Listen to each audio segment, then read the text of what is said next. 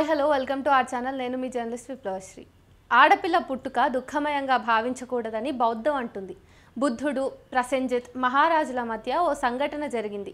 తనకు ఆడపిల్ల జన్మించిందనే కారణంతో ప్రసేంజిత్ మహారాజు బాధపడుతూ ఉంటే ఆడబిడ్డ పుట్టిందని ఎంత మాత్రం దుఃఖించాల్సిన అవసరం లేదు, ఆడబిడ్డ మగబిడ్డకు ఏమాత్రం తీసిపోదు అని బుద్ధుడు అన్నాడని అంబేద్కర్ ఒకానొక సందర్భంలో గుర్తు చేశారు. 1951 సెప్టెంబర్ 9న కేంద్ర న్యాయశాఖ మంత్రి పదవికి అంబేద్కర్ రాజీనామా చేశారు. ఆధునిక ప్రపంచ చరిత్రలో ఆడవారి హక్కుల కోసం ఆ పదవిని వదులుకున్న మహానేతగా ఆయన మిగిలారు. రాజ్యాంగ రచన కంటే కష్టమైన సమస్య అంబేద్కర్ నిర్మించిన మొదటి హిందూ కోడ్. డాక్టర్ భీమ్రావ్ అంబేద్కర్ ఒక పండితుడు, సామాజిక సంస్కర్త, దళితులు, మహిళల హక్కుల కోసం శక్తివంతమైన న్యాయవాదిగా, భారత రాజ్యాంగ సభలో రచనా సంఘం అధ్యక్షుడిగా, దేశ తొలి న్యాయమంత్రిగా పనిచేశారు. అటువంటిది రాజ్యాంగ నిర్మాణం కంటే హిందూ కోడ్ తయారీ చాలా కష్టమని రాజీనామా చేయవలసి వచ్చింది. సమానత లేకపోతే ఆర్టికల్ 14 కానీ, పీఠిక కానీ, ప్రాథమిక హక్కులు ఎందుకు అక్కరకు రావు? స్వాతంత్రోద్యమం నుంచి గణతంత్రం వరకు రాజ్యాంగ రచన వలస భావాల బానిసత్వం నుంచి విముక్తి కోసం పోరాడటం కూడా చాలా ప్రధానమైన అంశంగా మనం చెప్పవచ్చు. హిందూ శాసనాలను సంస్కరించడానికి అంబేద్కర్ ఎంతో కష్టపడవలసి వచ్చింది. ఆ విషయం మీకు కూడా తెలుసు. వ్యతిరేకతలు, ప్రతిఘటనలు, అవమానాలను భరిస్తూ కూడా మహిళా చైతన్యాన్ని అంబేద్కర్ రగిలించగలిగారు. స్త్రీ శక్తిని తీవ్రంగా కదిలించి సంస్కరణోద్యమ సామాజిక విప్లవాన్ని ఆయనే ప్రారంభించారు. 2 హిందూ కోడ్ల మధ్య భారతదేశంలో పెద్ద పోరాటమే జరిగింది.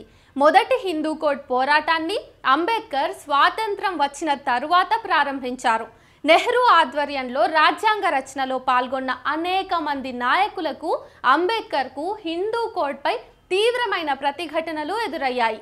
ఎన్నో అభ్యంతరాలు, వ్యతిరేక అభిప్రాయాల వల్ల ఎన్నో మార్పులు చేసి మరో క్రోడీకరణ జరిగింది. వీటిని 2 హిందూ కోడ్లుగా చెప్పుకోవచ్చు మనం. భారత రాజ్యాంగాన్ని రూపొందించడానికి 1947 నుంచి 1950 వరకు సమావేశమైన రాజ్యాంగ సభకు డాక్టర్ అంబేద్కర్ చేసిన సేవ మామూలుది కాదు, అసాధారణం, అద్భుతం కూడా. బహుభార్యత్వాన్ని వ్యతిరేకించడం, విడాకుల చట్టాన్ని అమలు చేయటం వంటి అనేక ముఖ్యమైన తీర్మానాలను ఆల్ ఇండియా డిప్రెస్డ్ క్లాసెస్ మహిళా సమావేశం ఆమోదించింది. దురదృష్టవశాత్తు ముఖ్యమైన మహిళా నాయకులు బిల్లుకు మద్దతు ఇవ్వడంలో ఆసక్తి చూపలేదని అంబేద్కర్ బాధపడ్డారు. అంబేద్కర్ రాజ్యాంగాని కంటే ముందు హిందూ కోడ్ను నిర్మించారు. దీనిని చాలా మంది వ్యతిరేకించారు, బిల్లు మీద చర్చించారు, తిరస్కరించారు. చాలా వరకు హిందూ కోడ్లో ఆయన చేర్చిన అంశాలు తొలగించడం సాధ్యం కాని అంశాలు అని అర్థమైంది. అందులో ముఖ్యమైనటువంటి అంశాలు ఏంటో ఇప్పుడు చూద్దాం. మొదటిది ప్రధానమైన సంస్కరణ హిందూ వివాహానికి సంబంధించింది అవ్వటం. రెండవది దత్తత కోసం చాలా సమగ్రంగా నియమాలు తయారు చేశారు. ఇక మూడవది పిల్లలను ఏ విధంగా సంరక్షించుకోవాలి అంటే అమాయకులను మతిస్థితి ఆధారంగా పెంచుకోవలసిన వారనే పోషకుల నియమాలు ముఖ్యమైనవి అందులో. నాలుగవది వీలునామా, ఉమ్మడి కుటుంబ ఆస్తి, దాని విధానం. మహిళలకు సాంప్రదాయేతర ఆస్తి కేటాయించడం కూడా చాలా వివాదాస్పదమైంది. హిందూ శాస్త్రాల ఆధారంగా అమలులో ఉన్న మితాక్షర, దాయభాగ రకాల ఆస్తి సంక్రమణ తదితర అంశాలను వీలునామాతో మార్చే ఆస్తి వివరాలు అన్నీ సమస్యలమయమైనవే. వీలునామా లేని సందర్భాలలో ఆస్తి వారసత్వం ఏ విధంగా పంచుకోవాలనేది కూడా సంక్లిష్టమైనది. మితాక్షర అనేది పుట్టుక ద్వారా వారసత్వం అనే సిద్ధాంతానికి ప్రసిద్ధి చెందిన యజ్ఞవల్క స్మృతి దయాభాగ చట్టానికి అధికారంగా ప్రబలంగా ఉంది. దయాభాగం అనే దానిని ఇంగ్లీష్లో ఇన్హెరిటెన్స్ అంటారు. ఇంకా అందులో మొదటిది మగవారికి మహిళల ఆస్తికి సంబంధించిన విధానాలు వేరుగా ఉన్నాయి. ఇదే పెద్ద చారిత్రక వివాదం. కోర్టులో కూడా తేలవివి. స్త్రీధన, వారసత్వధనం, సర్వైవర్షిప్ ఆస్తుల బదిలీ, సంక్రమించడం చిన్న విషయాలేమీ కావు. లాయర్లకు సవాలు విసిరే అంశాలు, బోలెడు డబ్బు తెచ్చే వివాదాలు కూడా అవే. ఎవరు కష్టపడి సంపాదించిన డబ్బైనా, వారసులు వేరే అయినా నిజంగా దాదాపు సగం లేదా అంతకన్నా ఎక్కువ సంపాదించేవారు న్యాయవాదులే అవుతారు. ఇక రెండవది వీటితో పాటు వారసత్వం, ఆస్తుల సంక్రమణ విధానాలను కోడ్ తయారీకి ఏర్పాటు చేశాయి. హిందువుల నిర్వచనం కుల వ్యవస్థను తొలగించింది. ముస్లిం, ఫార్సీ, క్రైస్తవులు లేదా యూదులు కాని ఎవరైనా హిందూ కోడ్ వర్తిస్తుంది. ముస్లిం, ఫార్సీ, క్రైస్తవులు లేదా యూదులు కాని వారెవరికైనా హిందూ కోడ్ అనేది వర్తిస్తుంది. అందరికీ యూనిఫామ్ కోడ్ ఇది. కానీ అందరూ ఒప్పుకుంటారా? ఈ బిల్లులోని కోడ్ అప్లికేషన్ గురించి చర్చించే క్లాజ్ 2తో చర్చ ప్రారంభమైంది. హిందువులెవరు అనే ప్రశ్నతో ఈ చర్చ కీలకంగా మారింది. ఈ క్లాజ్లో హిందువులతో పాటు బౌద్ధులు, జైనులు, సిక్కులకు కూడా కోడ్ వర్తిస్తుందని పేర్కొన్నారు. ఇది ముస్లింలు, క్రైస్తవులు, పార్సీలు లేదా యూదులకు వర్తించదు. ఈ క్లాజ్ను పార్లమెంట్లోని చాలామంది సభ్యులు వ్యతిరేకించారు. ఇదే వివక్షకు ఆధారమని విమర్శించారు. అదే ఉండాలనే వారు కూడా ఎక్కువ మందే ఉన్నారు. ఈ బిల్లును హిందువులకు మాత్రమే కాకుండా మన అధికార పరిధిలోని మనం చట్టం చేయగల అన్ని మతాలకు చెందిన పౌరులకు వర్తింపజేయాలి అని మధ్య భారత్ రాష్ట్రానికి చెందిన విఎస్ సర్వతే అన్నారు. బీహార్కు చెందిన సభ్యులు బనార్సీ ప్రసాద్ జుంజున్వాలా ఈ బిల్లుకు భారతదేశంలోని అందరు పౌరులకు ఏ కులానికి, ఏ మతానికి చెందిన వారనే దాంతో సంబంధం లేకుండా వర్తించే సవరణను ప్రతిపాదించారు. భారతీయ మహిళలకు స్వయం ప్రతిపత్తి, స్వాతంత్రం అనే హక్కులు ఉన్నాయా లేవా అనేది అనుమానమే కదా. మగ, ఆడ అనే పదాలతో సంబంధం లేకుండా వీలునామా రాయకుండా మరణించే హిందువు ఆస్తి హక్కు ఎప్పుడొస్తుంది? అంబేద్కర్ కోడ్ మహిళలను సమాన పౌరులుగా గుర్తించింది. ఈ ప్రయత్నం వారి వ్యక్తిత్వం దెబ్బతినకుండా చూడాలన్న కోరికగా చెప్పవచ్చు. మహిళలకు ఆస్తిపై హక్కు లేకపోవటం తీవ్రమైన లోపంగా చూడాలి. ఆస్తి హక్కు కూడా లింగాధారిత అణచివేత, కులాధారిత అణచివేతతో ముడిపడి ఉంది. ఈ సంబంధం అర్థం చేసుకోవాలంటే కులం, బ్రాహ్మణ పితృస్వామ్య లాంటి అంశాలు అర్థం చేసుకోవాలి. కాబట్టి సంస్కరణతో పాటుగా ఈ సంస్కరణలన్నింటి క్రోడీకరణ అవసరమవుతుంది. అయితే దీంట్లో మతపరమైన పునాది ఉందని అంబేద్కర్ పదే పదే చెప్పారు. అయినా ఇంకా చాలామంది అర్థం చేసుకోవాల్సి ఉంది. భారతీయ హిందూ వివాహాల చట్టంలో కాపురం హక్కు ఉంది. Right to conjugal life. అసలేమిటి హక్కు? ఇక్కడ ఒక విచిత్రమైన విషయాన్ని ప్రస్తావించాలి. సినీ నటి సరితకు ఎప్పుడో పెళ్ళైందంటారు. ఆమె భర్త కూడా ఆ విషయాన్ని మర్చిపోయారు. ఆమె పెద్ద ప్రసిద్ధమైన నటి అయిన తరువాత భర్త కోర్టులో కేసు వేశాడు. అయితే దీని మీద స్పందించిన కొందరు బలవంతంగా కాపురం చేయిస్తారా అని అడిగారు. దీని గురించి జస్టిస్ పిఏ చౌదరి సంచలనమైన తీర్పును వెలువరించారు. అది ప్రైవసీ హక్కు అని మొదట చెప్పి కొన్ని దశాబ్దాల తరువాత ఇది అన్యాయమని అన్నారు. అప్పటి వరకు పోలీసులతో కాపలా పెట్టి కాపురాలను రక్షిస్తారా? ఇది విచిత్రం కాదు, పిచ్చి అనకూడదా? ఒకసారి పెళ్ళైన తరువాత ఆ బంధానికి మోక్షం అసలు దొరికే అవకాశమే లేదనే స్థితి వచ్చింది.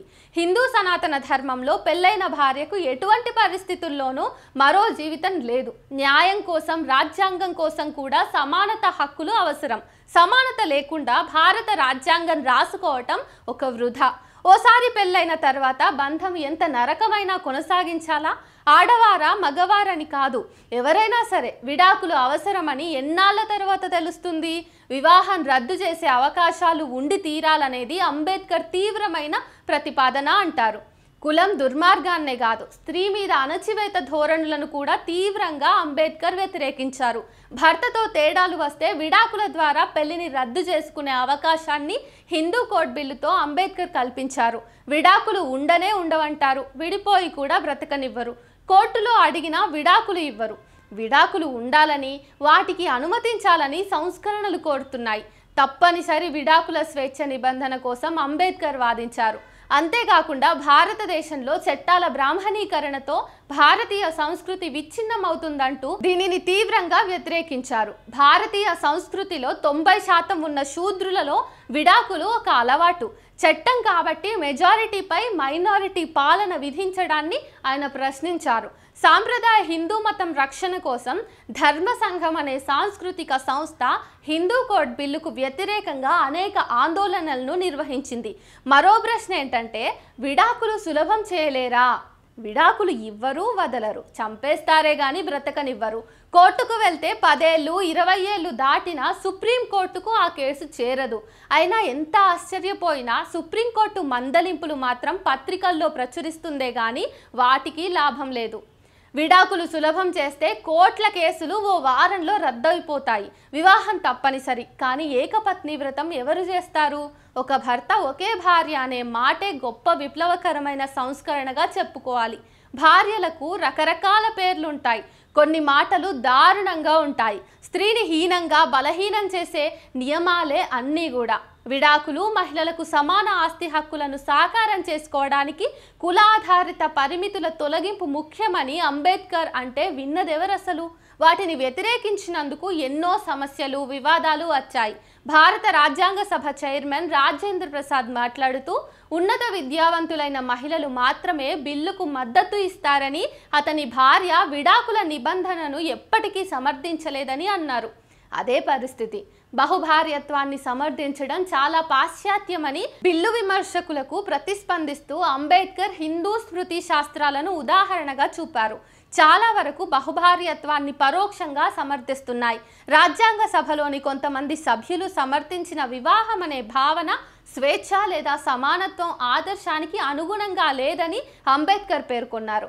హిందూ చట్టాల ప్రకారం వివాహాన్ని పురుషుడికి బహుభార్యత్వం, స్త్రీకి శాశ్వత బానిసత్వం అని ఆయన తీవ్రంగా విమర్శించారు. ఈ బిల్లులో విడాకుల నిబంధనను ఆయన గట్టిగా సమర్థించారు. లవకుశ సినిమాలో అద్భుతమైనటువంటి పాట, ఒకే బాణము ఒకటే మాట ఒక్క భామకే ఈ ప్రేమ. చాలా మంది ఒక భర్తకు ఒక భార్య అనే నియమాలు పాటిస్తున్నారు, కానీ పాటించని వారు కూడా ఉన్నారు కదా. అది లేకుండా రామరాజ్యం సాధ్యమా? రాముడి తండ్రికే బోలెడు మంది భార్యలు, దశరథుడికి 3 భార్యల నుంచి 4 సంతానం జన్మించిండ్రు కదా. రామరాజ్యం గురించి చెప్పేవారు కనీసం భార్యల సంఖ్యను 1కి తగ్గించడం సాధ్యం కాదా? పేదరికం భయంకరంగా ఉన్న, చదువు సంధ్యలు లేకపోయినా ముస్లింలు 4 భార్యలను చేసుకోవడాన్ని సంస్కృతి, సంస్కరణ అనుకోవడం న్యాయమా? తలాక్తో విడాకులను చట్టం ఇప్పుడు వింటున్నాం, కానీ దాన్ని ఆపగలరా? సమానతలో 2 అవసరాలు ఉంటాయి. ఒకటి, అబ్బాయిలకు ఆడబిడ్డలకు ఎందుకు సమానత ఇవ్వడం లేదు? రెండవది, బహుభార్యత్వం కొనసాగితే సమస్యలు ఉండి తీరుతాయి. బాల్య వివాహాలు, వితంతు ముసలి వాళ్లకు పెళ్లిళ్ళు తీవ్ర సమస్యలుగా మారుతాయి. అంబేద్కర్ కోడ్లో కుమార్తెలకు వారసత్వ భాగాలను కేటాయించింది. వితంతువులకు గతంలో పరిమితం చేయబడిన పూర్తి ఆస్తి హక్కులను ఇవ్వాలని ప్రతిపాదించారు. ఈ ప్రతిపాదనలను కాంగ్రెస్, హిందూ మహాసభ, ఇతర హిందూ మతాధికారులు తీవ్రంగా వ్యతిరేకించారు. హిందూ యునైటెడ్ ఫ్యామిలీ అనే మాట ఒక జోక్ అయిపోయింది. హిందూ అవునో కాదో కానీ యునైటెడ్ మాత్రం కాదు. ఇక ఫ్యామిలీ అన్నా, వసుధైక కుటుంబం అని కవిత్వం చెప్పడం అన్నా అది ఉందా లేదా? హెచ్యుఎఫ్ కేవలం పన్ను ఎగ్గొట్టడానికి, లాయర్లు డబ్బు సంపాదించడానికే కాక ఇంకెక్కడికైనా అమల్లో ఉందా? అన్నదమ్ములు కొట్టుకు చావడానికి కాక ఇంకెందుకు? బ్రహ్మ పదార్థమా? ఒక పెద్ద పత్రిక యజమాని హెచ్యుఎఫ్ను బ్రహ్మాండంగా వాడుకుంటున్నారు, కానీ హిందూ కోడ్ సంస్కరణ సాంప్రదాయ హిందూ వ్యక్తిగత చట్టంతో విభేదించింది. అర్థం కాని సంగతి, ఉమ్మడి కుటుంబాలు. అన్ని హిందువులకు ఆస్తి యాజమాన్యం ఒక ఉమ్మడి కుటుంబ వ్యవస్థను స్థాపించింది అంటారు. కొన్నేళ్ల క్రిందట ఉండవచ్చు, కానీ ఇప్పుడు సంగతి ఏంటి మరి? ఆర్టికల్ 14 మాట చెప్తూ ఉంటారు, కానీ మహిళలకు సమాన హక్కులు మాత్రం ఇవ్వరు. పిల్లలను కనే స్త్రీలకు కనీసం పిల్లలను దత్తత తీసుకునే అధికారం కూడా ఇవ్వరు. ఇదెంత దారుణం కదా. ఆడవారికి ఆత్మగౌరవం అవసరం లేదా? ఒక భర్త అనేకమైన భార్యలు అనే బహుభార్యత్వాన్ని రద్దు చేయాలని, ఇది అసమానతని పెద్దవారు ఆలోచించకపోవటం అన్యాయం కూడా. The rise and fall of Hindu women పేరుతో రాసిన వ్యాసంలో స్త్రీని చీకటి ఆగాధంలోకి నెట్టివేసిన సామాజిక పరిస్థితుల గురించి లోతుగా చర్చించారు. ఆడబిడ్డ పుట్టుకను బౌద్ధ సాంప్రదాయం దుఃఖమయ ఘటనగా భావించదని, బుద్ధుడికి ప్రసంజిత్ మహారాజుకు మధ్య జరిగిన సంఘటన వివరిస్తుందని అంటారు. ఇప్పటికీ పుట్టేది ఆడపిల్లలని తెలిస్తే ముందే గర్భం తీయించుకునే టెక్నాలజీని వాడుకుంటున్నారు. 139 ఆర్టికల్స్తో ఉన్నటువంటి హిందూ కోడ్ బిల్లు భారతదేశంలోని హిందూ చట్టాలను సంస్కరించడాన్ని, క్రోడీకరించడాన్ని లక్ష్యంగా పెట్టుకుంది. ఇది బహుభార్యత్వం, కులాంతర వివాహాలు, విడాకులు, దత్తత, వారసత్వం వంటి అంశాలను పరిశీలించింది. ఈ బిల్లుపై ప్రారంభ చర్చ 1947 నవంబర్ 17 నుంచి 1948 ఏప్రిల్ 9 మధ్య జరిగింది. దీని తర్వాత బిల్లును సెలెక్ట్ కమిటీకి పంపారు. కమిటీ సవరణలను సూచించి బిల్లును తిరిగి పంపిన తర్వాత 1949 ఫిబ్రవరి 11 నుంచి 1950 డిసెంబర్ 14 మధ్య రాజ్యాంగ సభలో దీనిపై మరింతగా చర్చ జరిగింది. 1951 ఫిబ్రవరి 5న డాక్టర్ అంబేద్కర్ పార్లమెంటులో బిల్లుపై నిబంధనల వారీగా చర్చను కోరారు. ఓవైపు రాజ్యాంగ నిర్మాణం ముగుస్తున్న దశలో అంబేద్కర్ బిల్లును ప్రవేశపెట్టారు. మనస్తాపానికి గురై 1951 సెప్టెంబర్ 9న రాజీనామా చేయక తప్పలేదు. హిందూ కోడ్ బిల్లుపై చర్చ ప్రారంభించాలనే ప్రతిపాదనపై 50 గంటలకు పైగా చర్చ జరిగింది. ఆ తర్వాత చర్చ 1 సంవత్సరం పాటు వాయిదా కూడా పడింది. ఈ కోడ్ రాజ్యాంగ చెల్లుబాటుపై కూడా వాదనలు జరిగాయి. పండిత్ ఠంకూర్ దాస్ భార్గవ, జేఆర్ కపూర్ వంటి సభ్యులు బిల్లులోని నిబంధనలు రాజ్యాంగంలోని ఆర్టికల్ 15(1), 25(1) కింద వివక్ష లేకుండా ఏ మతాన్నైనా ఆచరించే స్వేచ్ఛకు హామీ ఇచ్చే ప్రాథమిక హక్కులను తగ్గించాయని పేర్కొన్నారు. దీంతో ప్రభుత్వానికి మతపరమైన ఆచారాలలో జోక్యం చేసుకునే హక్కు లేదు. దీనికి ప్రతిస్పందనగా పార్లమెంటు వారి మతం తప్ప అన్ని వర్గాల వ్యక్తిగత చట్టాలపై అధికారాన్ని ఉపయోగించిందని డాక్టర్ అంబేద్కర్ నొక్కి చెప్పారు. పార్లమెంటు సార్వభౌమ అధికారం నుండి తమకు మినహాయింపు ఉంటుందని ఏ సమాజము భావించకూడదు అని ఆయన అన్నారు. చివరకు బిల్లు చంపబడింది. ఏడవకుండా నోరు మూసింది అని అంబేద్కర్ బాధపడ్డారు.